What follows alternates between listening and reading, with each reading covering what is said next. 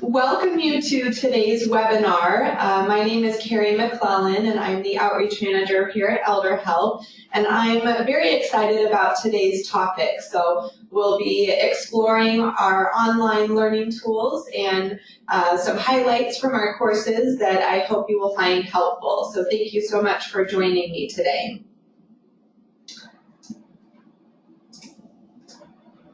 So just a reminder of ElderHelp's mission and what we are here to do in the community. We provide personalized services and information to help seniors remain independent and live with dignity in their own homes. So we do provide a lot of direct services for older adults in the community through volunteers, as well as our staff that help with care coordination and connecting to the many resources available here in San Diego. But we also have identified that family caregivers have needs, and their journey is often a complex one. So we have created a program specifically for family caregivers, which this webinar is a part of. So through our Employed Family Caregiver Support Program, we offer on-site presentations and workshops at local corporations or businesses. So if you are working for a company in San Diego that would be interested in having us come and do a presentation at your location, please let me know. That's something that we offer. We know that when you're working, it's hard to find time to get away and look for resources. So if we can bring that to you, we're happy to do so. We also participate in health and wellness expos at local corporations or businesses. So again, if you are connected with one of those and have different health events or wellness fairs that happen throughout the year, please connect me. I'd be happy to participate in that. We have these webinars on a variety of topics, and just a reminder that we do record all of the webinars, and they are available in our library on our website as well as our YouTube channel. So if you missed a webinar, I'm happy to send you that link, or you can feel free to check them out on our website or our YouTube channel directly. And then our online courses, that's what we're here to talk about today. So I'll be going through all of those with you and sharing some highlights from each of them. Let's get started. We have created 5 online courses, and these courses were designed with busy caregivers in mind, people who are caring for an aging loved one who might benefit from having some extra tools or support and figuring out what the next step might be for their loved one and for their family. So I'll walk through each course, and I'm not going to provide all of the information because I think that going to the course directly will provide you with a well-rounded overview. But I did want to highlight certain areas in each course, so hopefully you can figure out which one might be most beneficial for you to visit first. But of course, you're welcome to check all of them out. So we'll start with the first one, which is what is family caregiving? And this is an important one because for a lot of people, they don't identify as a family caregiver. We hear that quite often from people when we communicate with them about their aging loved ones and the care that they're providing, and even if they are just providing grocery shopping assistance or calling their parent every other day to check in, that's still a family caregiver. You're still providing support, and that's something that a lot of times people don't quite understand because they think if they're not providing that personal care and that physical support, that it's not the same thing. But it is important for us to identify as a family caregiver so that we can access all of the resources that are available for you. So we'll touch on identifying as a family caregiver, what formal versus informal support might look like, ADLs or activities of daily living, as well as IADLs, instrumental activities of daily living, and then of course some helpful tips. So this is all within our course 1, what is family caregiving? So we of course, want to identify if we're a family caregiver, and that is the first step toward understanding the role that family caregivers are playing. So it is helpful to know if you are, then there are resources that are available. And we've had a development of this infographic to try and let people know the different areas that they might be helping their loved one in, or even a neighbor, and that would help them understand that they actually are a family caregiver. So this kind of breaks up the different categories. So in personal life, have you had to change your plans or your vacations or your hobbies in order to provide care to a loved one or a neighbor or friend? Have you become the emergency contact for somebody, and what does that look like? Do you feel guilty if you're not spending enough time with your loved one and you feel like you're not able to have your own time with your friends because you know that mom or dad needs you to stop by and visit with them and help them go through their mail? Are you maybe helping somebody financially and you are assisting them with their care needs by providing that financial assistance to be able to pay for a caregiver to come in or have meals delivered, something along those lines? Do you feel distracted or exhausted trying and juggle those different responsibilities that you have? Maybe you're working, maybe you have young children, and you are also caring for an aging loved one. Do you assist with, I mentioned, grocery shopping or going through your loved one's mail? Those types of tasks are all daily activities that somebody might need help with. And if you are working, are you struggling to have that balance of trying to figure out what is available and how can you connect your loved one to those resources? So that's kind of a whole spectrum of the different areas that somebody might be helping a loved one and help you to identify if you are in fact a family caregiver.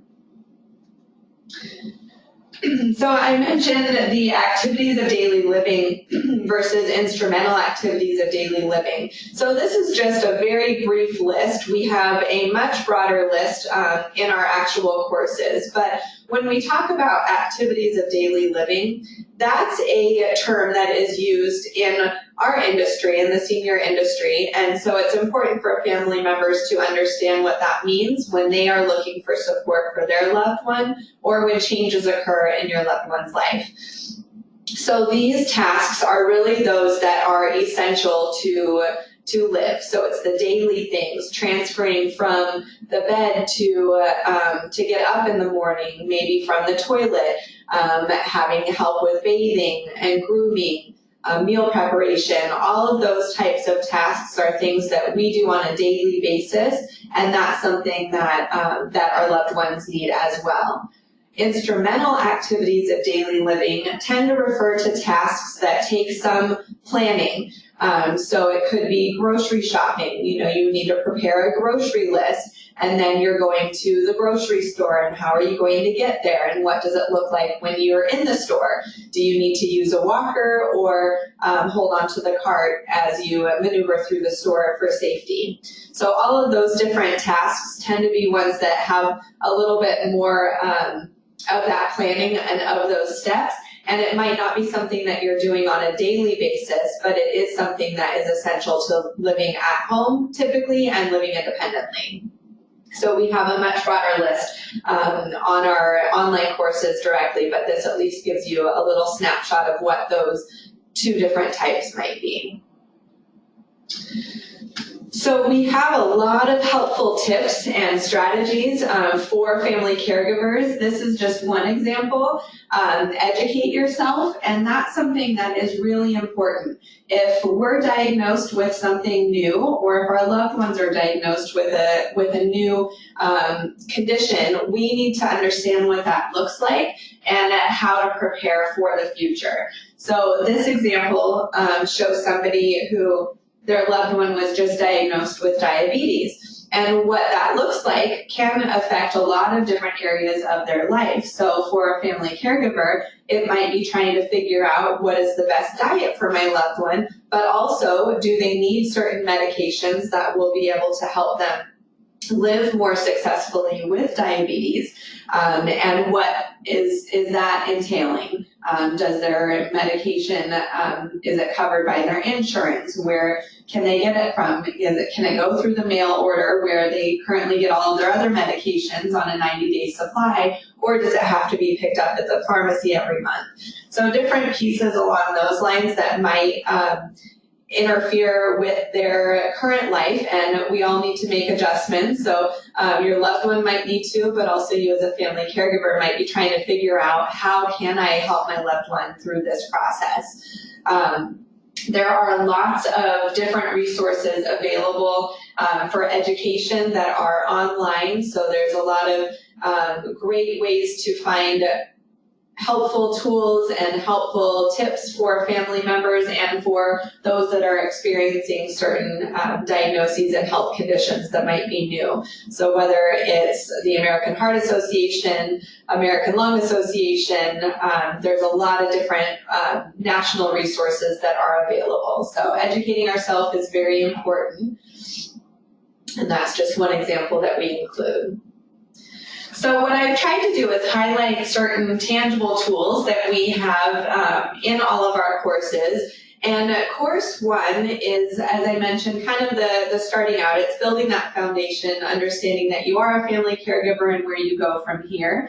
So you'll see the little toolbox on the upper corner, and that's something that is throughout all of our courses, so that when you see that toolbox, you know that there is a form to download, and it might be something that has helpful tips, but it also might be something that you can fill out, and we'll talk about that more for course 2. But the two tools that we have in course 1, the first is the infographic, Are You a Family Caregiver?, which I did show in the webinar a couple of minutes ago. And it's a good way to just fully understand in what ways you are supporting your loved one. We also have a tool that is, what type of family caregiver are you? Maybe you're the crisis caregiver. So that means that you are the first point of contact should an emergency take place. And so you have to go into that caregiver role suddenly.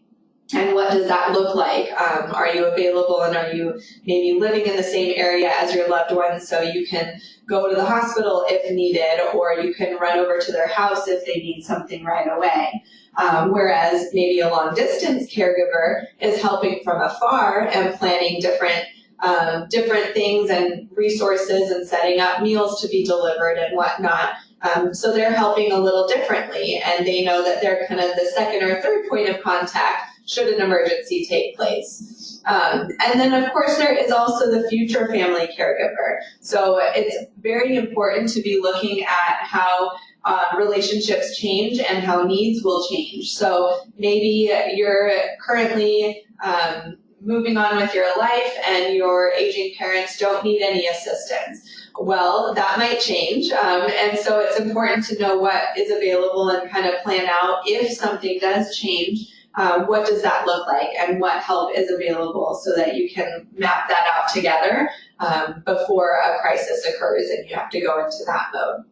There's a number of different types of family caregivers as well. I just highlighted a few of those, but that might be a helpful tool to kind of fill in, who all is involved and where they fit into that. All right, so let's move on to course 2. So this is all about family-centered care planning.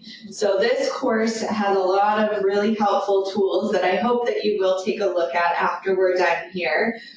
So we'll talk about assessing your loved one's needs as well as your own, developing a care team, helpful tips that are available, as well as what is an action plan and what does that look like.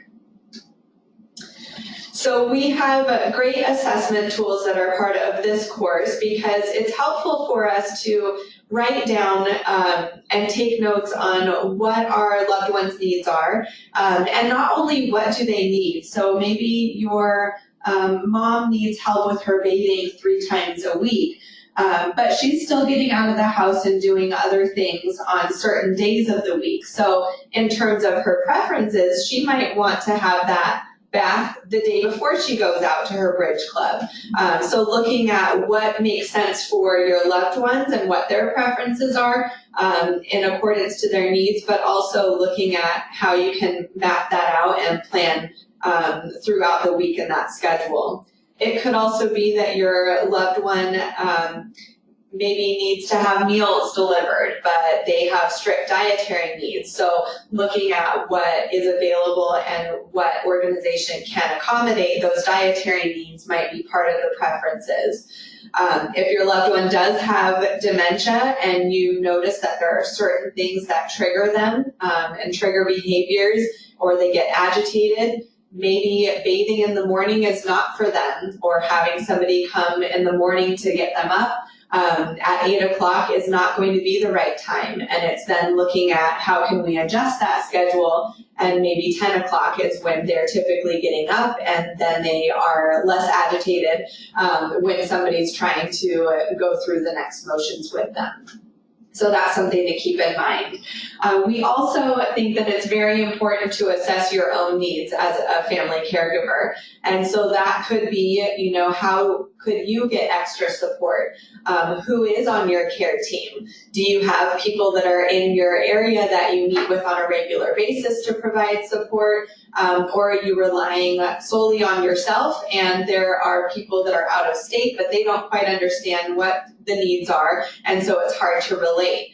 Looking at all of those pieces and trying to fill in the gaps will be helpful through this process.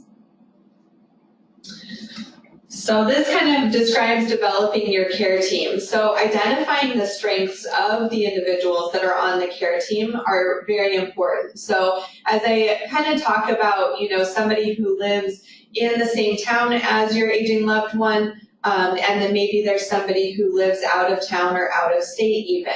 And looking at ways that everybody can help out, but it's going to look differently. So maybe the person who lives out of town could do research on different resources that are available, or maybe they're able to help out financially, whereas you, if you're living in town, you're kind of that go-to person to stop by if mom needs groceries, or to help out if there's a sudden emergency that comes up. So everybody might have their own strengths. One person in your care team might really not be good with their finances, and so they wouldn't be the best person to have in charge of your aging loved one's financial records. So there's just different ways that you can look at that. It's important to develop a list of activities that anybody on your care team could assist with, and that could involve neighbors, friends, maybe church members, bridge club members, anybody else that might be available to help support. That could be a great way to involve people. There's often people who will offer support and offer help, and is there anything that I can do, or if there is anything, just let me know. It's hard for any of us to acknowledge that we need help, and to acknowledge that, yes, I'm not going to be able to do all of the tasks that are on my list, and that would be great if Mary could help my mom get to her appointment this week. But it's important to recognize when to allow yourself to say it's okay to have others help out, and developing that list of activities that anybody could do might be a way to have that readily available. So if somebody does say, well, what can I do? Mom's not going to have a visitor for 3 days. It might be helpful if you can go over and take her for a walk. She'd really love to see you, and that would be a great thing for her to get out of the house and do. So anything along those lines might be helpful as you go through that process. I should also mention now that developing the care team not only is informal caregivers, which are family caregivers or neighbors or friends, but it could also be who is your loved one's physician, or do they have a physical therapist that's coming to visit with them and help out with their strengthening and balance. So kind of looking at all of those different levels of the care team that might be involved with your loved one. So again, through this course, we have helpful tips and suggestions. So this is just highlighting one of those. But keeping a journal might be something that works for you, or maybe another family member. You could suggest that to them. So it could help to jot down your feelings or observations, but it could also be for more of that scheduling and trying to figure out, okay, who's going to be there on Monday to help out, and I will be there the following Tuesday, and what does that look like?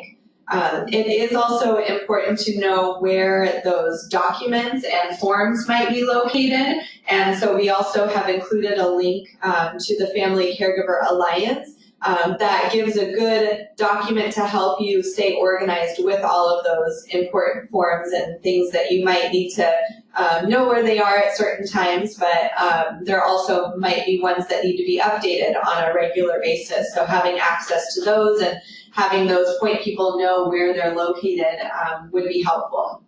So that's something to take a look at also.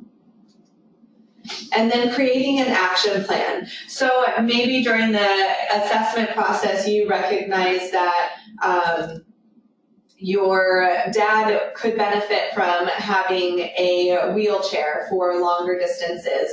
Maybe when you're taking him out to doctor's appointments, he's really struggling using the cane or the walker, and he gets breathless easy. So it might be helpful to have a wheelchair in those circumstances. So an action plan might help by identifying you have that need, that you're going to need to get a wheelchair for your father, but what does that look like? What process will that take? So maybe it's, I will call his doctor and find out where I can get the prescription for that, what company I can go to so that his insurance will cover it, how will that look like with the delivery, and is there certain sizing that they do, and showing me how to use it. So there's all of those different steps to actually getting the wheelchair in hand and utilizing it. So an action plan can be just a way to help organize that step by step so that you're not feeling overwhelmed with all of the tasks that might be at hand. So again, this gives a list of the different tips and tools that we have for course 2. So if you are taking notes, take note of which course has those assessment tools and those different tips that you want to go back to and look at. So within course 2, the care recipient needs assessment, that's where you would identify the needs and preferences of your loved one. So what kind of help do they need with their activities of daily living or their instrumental activities of daily living? And then also it's included in that assessment is a list of current support. So whether that is the physical therapist that's coming to visit, or maybe there's a caregiver that's coming to help your loved one bathe, but also the informal side of that is the neighbor Mary coming over to check on your mom 3 times a week. And so having a list of all of that current support could be helpful. And then of course the caregiver's needs assessment. So looking at the support that you and your care team members are providing and identifying those gaps and where can others fill in and what does that look like. Do you need more support on an informal basis, or do you really need to have access to more formal support for your loved one? And then the family caregiver action plan, setting goals. So this one has a lot of meat, a lot of different tools and helpful information and suggestions on how to complete the assessment and how to use them as well. All right, so moving into course 3. So this is all about self-care. When we are caring for our loved ones, we often forget to take care of ourselves. And it's not that it's something that we don't want to do, but it's something that kind of takes a backseat when we have our loved ones' needs at the forefront of our mind. So we talk about what is self-care, why is self-care so important, what resources are available, and then this course is really cool because it has strategies from other family caregivers. So those could be helpful for you to learn different techniques that other family caregivers have used throughout their journey that might be helpful for you to incorporate in your own. So self-care is any activity that you do to intentionally improve your physical, mental, and emotional health. So that looks very different for a lot of people, and that's okay. And I think that's the idea behind it. Self-care is not something that is going to look the same for you and your family member or your neighbor. It's going to look different for everybody, and it's unique. It's something that is helpful for you personally, but it is intended to improve all of the different aspects of your health, which are all very important and shouldn't be forgotten even if you are caring for another person. So this is an example. Throughout all 5 of the courses, we have kind of a storyline that goes along. And so this is just a snapshot of one. So after our dad died, Mom really needed me to be around more. Rose started ordering groceries online for her, which was helpful, but I still barely had time for my own kids. So this is David, who's taking care of his mom, and his sister was able to help order groceries. She lives out of the area.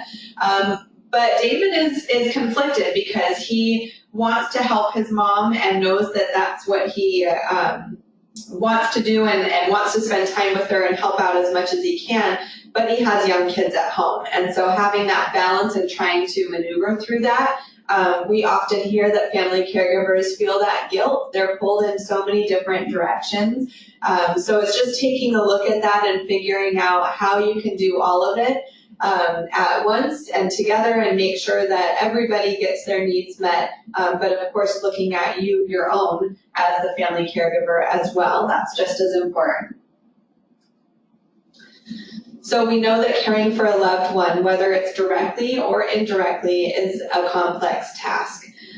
We often come into the role without much notice or preparing for it, so that can also put us at an increased risk of neglecting our own health. If we're planning to do certain things in the next couple of months and all of a sudden mom or dad has a fall and now we're having to go into that crisis caregiver mode, that puts everything else on hold. And that's just the normal way that you're going to approach it, but you also need to take a step back sometimes and take a look at, how are you going to make sure that you're getting the care that your body needs as well. We use the example of when you're on an airplane and the flight attendant always tells you the safety rules, and when the oxygen mask comes down, should there be a change in the pressure, if you're with a young child or with somebody who would need extra help, you're going to put your mask on first before helping them. And I think that's a perfect example to use here because, of course, you want both of you to have the care that you need, but you're not going to be able to help your loved one if you don't have the oxygen and if you don't have the energy to do so to take care of yourself also. So keeping that in mind, put on your own oxygen mask first, your own self-care mask, and then you'll be better off to help your loved one during those times that they need it as well. So in this course, we do have a list of supportive resources. We've kind of tried to identify what are those common things that people might need to access, whether it's home care and your loved one does need that personal care assistance, whether it's home health and maybe your loved one's doctor is prescribing physical therapists to come to the home, or for outpatient physical therapy, and what does that look like? Of course, there's home delivered meals. There are adult day health centers, so if your loved one does have some form of dementia and needs supervision during the day, but you work, adult day health centers could be a really good option for you to have your loved one go during this day, during the times that you're at work, and then you can care for them when you're back home. Senior centers, if your loved one is more active, they can go just for a short period of time. Some offer meals, education, socialization, of course, is key. Transportation, there's a lot of different transportation options, so looking at what's available in your loved one's area. Geriatric care managers, if you're feeling like you can't figure this out on your own, and even with the tools, you really could benefit from having somebody else take the lead. That's something that is available as well. And then there's a list of national resources. So I know this sheet might be a little bit difficult to see, but if you go into our courses, you'll get a full-size page that you could print out and take a look at as well. And then, of course, learning from other family caregivers. So Rebecca's Bliss Box is just one of the examples that are included in this course. And she talks about how she uses a Bliss Box and what that means to her. And there's a few other family caregivers that share their experiences and their tips for you. So I encourage you to take a look at that and see if any of those resonate with you and could help you, or if you identify a neighbor that could benefit or a family member on your care team that could benefit from one of those options. Again, self-care is going to look different for everybody, so not everyone is going to identify with Rebecca's Bliss Box, but if that's for you, then that's an option. Otherwise, there are others there. So the tips and tools that are included in Course 3, of course, the supportive resources, so the description of all of those helpful tools that you can access, and then the tips from family caregivers. So that's really beneficial for all of us to remember. All right, so Course 4 is specifically focused on when your loved one has dementia. So we talk about what is dementia, the different stages of dementia, care strategies, and communication tips. And for anybody who participated and heard our last webinar, we did also talk about the care strategies for your loved one living with dementia as well. So you can always reference back that if you wanted to know more. But this course will be a good overview for you also. So we talk about how dementia is really the name of a group of symptoms that may affect a lot of different aspects in your loved one's life. So it could be their memory, it could be their cognitive ability, and their communication. All of those things might change over time with a diagnosis of dementia. And we go into much more detail about that. This is just a quick snapshot of the stages of dementia. So early stage is when you start to identify that there's a little bit more short-term memory loss happening. Maybe your loved one is forgetting what they had for breakfast that morning, or that their neighbor stopped by to say hello. Poor decision making or judgment, so you might notice that they're not making the sound decisions that they always have. You could also notice that they're having a little bit of difficulty learning new tasks and new things, and their processing is a little bit different than it used to be. As it progresses, you might notice increased confusion and increased disorientation, so forgetting where they are, forgetting who's coming to visit them, maybe a difficulty finding words. They might use different words to explain something that is frustrating because they think that they're saying the correct word, but it's not making sense in their head. They might start to have some wandering, so maybe they're looking for something and maybe they're looking for their home, but they are in their home. So just having that understanding might change a little bit.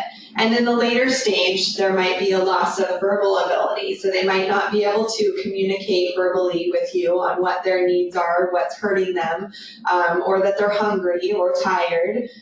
They may also start to have more of a decline in their physical abilities. You might see shuffling of the feet and having a difficulty swallowing. So their diet might need to be modified. So we go into more detail about those as well. And then the empathy and compassion component. So of course, the different strategies for providing that care and support to your loved one, remembering that they aren't choosing to be forgetful or choosing to be stubborn, but that is a symptom of their dementia, where they might have more agitation, or they might forget who came to visit them or what they had for breakfast, and they're not being difficult, it's just part of that process. So this is just a few of the communication tips that we include in this course. Of course, we encourage people to remain calm and patient and smile. That body language is super important, and try to avoid the arguing and the confrontation and bringing your loved one to your reality when they might not understand what that means. So the tips and tools for course 4, we have a helpful link to information on brain health, just to have a good overview of what that looks like. We do include a home safety checklist that is specifically for family caregivers who are caring for somebody with dementia. There are a lot of things on that checklist that could be helpful for anybody, but we've kind of created it so that you can understand those different safety aspects, making sure that medications are locked up, making sure that tools are locked up, all of those types of safety things that if your loved one does not have dementia might not be a concern at this point. But we go through each room for that. And then the communication tips, the do's and don'ts, so those could be helpful. And then moving into course 5. So this is our most recent course that we have developed, and it's specifically for working family caregivers. So we cover a lot of information about how caregiving might impact you at work, how you can get support at work.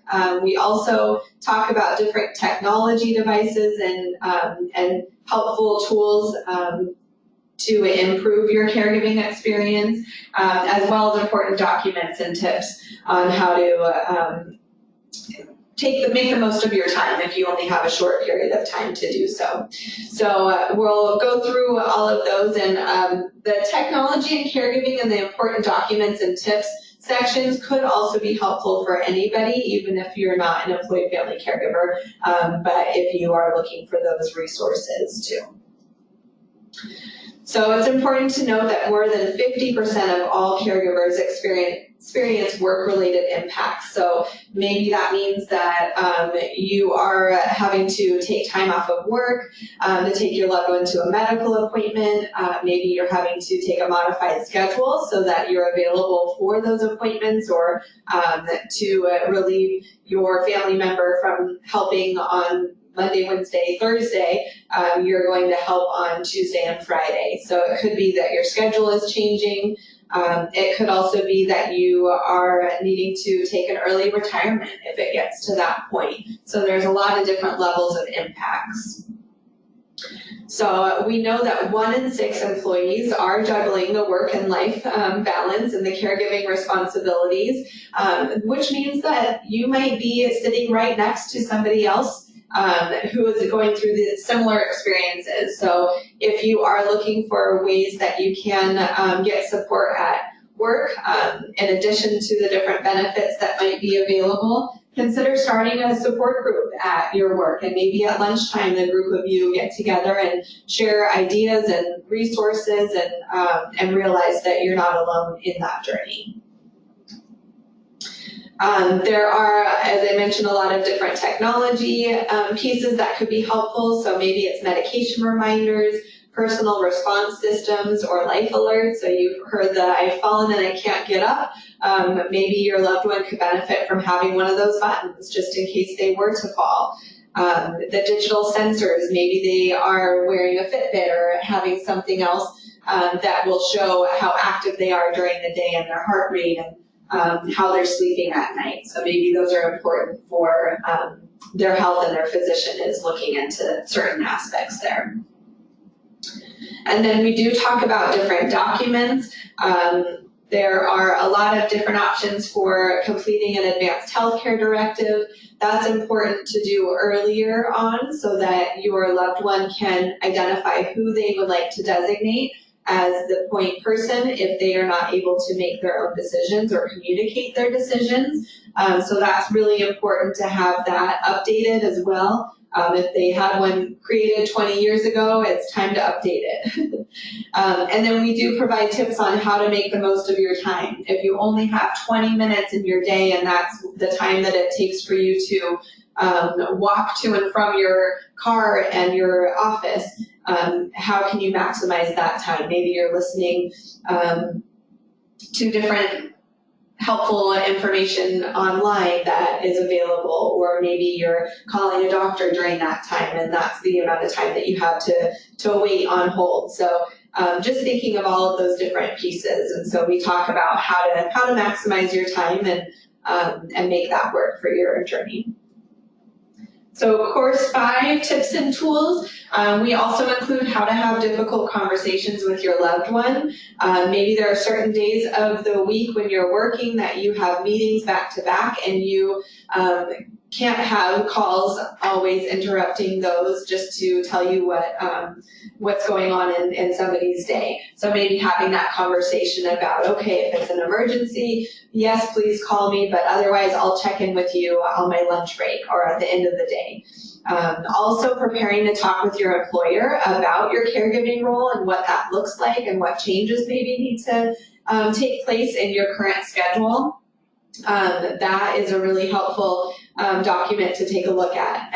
We also have included a worksheet on preparing to talk with your employer that breaks out those different pieces so that you're able to come with some solutions when you are talking with your employer or your manager about those changes. And then, of course, the supportive resources. We kind of took the original list and added how to use them. So it's important to take a look at that and see, when it might be best to engage in those resources and access that support for you and your loved one. So how to get started. I gave you a very brief overview about each of our courses, but I really encourage you to check them out for yourself. I hope that the tools will be easy to use for you and that you'll find them helpful. So the link that's here, elderhelp.thinkific.com, is what you would go to in order to access all of these courses. You would click on the Get Started green button, and then you would create your account. And it's super simple. You fill in your name, your email, you create a password, and you come to the dashboard that has all 5 courses at your fingertips. So hopefully you took some notes today to figure out what course you want to start with and maybe what helpful tools would be there for you and your family. But it's super easy to do. And I think that it could be a real value to your journey as you go through this process. So that's as easy. I don't know if I mentioned before, but these courses are free, so they don't have a cost involved. They're just helpful information for you and your family members. And we hope that you will utilize them.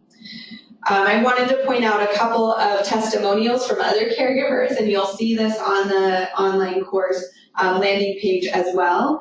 So I'll just share those with you. I was a caregiver years before I realized it. I just helped my mom out from time to time. It wasn't until she had a scary fall that our family realized we needed to be more proactive. If you haven't put together a plan yet, then these courses are for you.